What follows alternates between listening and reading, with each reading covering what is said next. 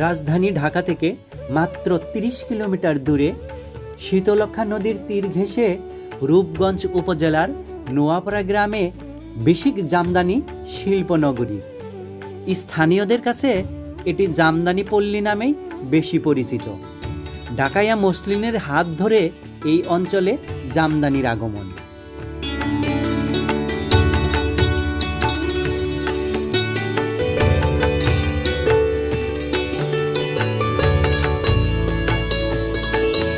নোয়াপাড়ার এই হাট প্রাঙ্গণে এসে দেখে মনে হবে হাটের পরিসর খুব একটা বড় নয়, তবে বেচাকেনা জমজমাট।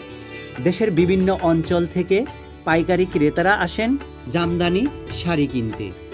এখানে খুচরা ক্রেতারাও ভিড় জমান।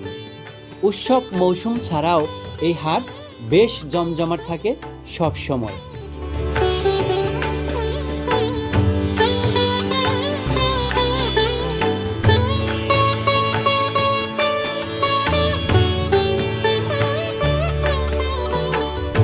দোকান খুলরে সাজানো পসরা নিয়ে বসরে এই জামদানির হাট ঠিক এমনটা নয়।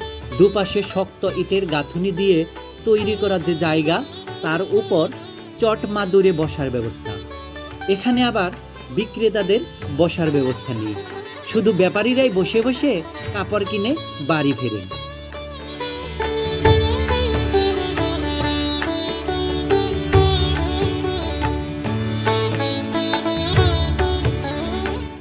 প্রতি শুক্রবারে বসা এই হাটে এসে দেখবেন শাড়ি সবার হাতেই। কেউ নিয়ে এসেছেন দু একটা, কেউ বা চটের বেগে ভরে শাড়ি নিয়ে এসেছেন। তারপর দুহাত উঁচিয়ে শাড়ি ধরেন।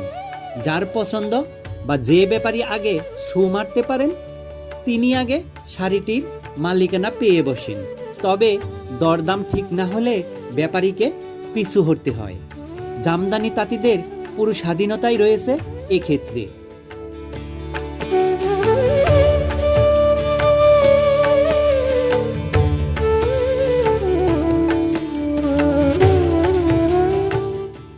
এখানে তাঁত চলে যে গতিতে, তার চেয়ে দ্বিগুণ গতিতে বিক্রি হয় জামদানি শাড়ি।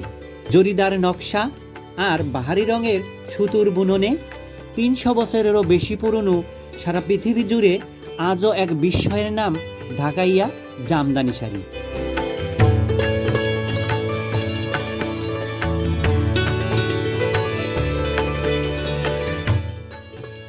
ভিউয়ার্স, আমার এই ভিডিওটি দেখে কেমন লাগলো তা অবশ্যই কমেন্টস করে জানাবেন, লাইক দেবেন এবং সাবস্ক্রাইব করবেন।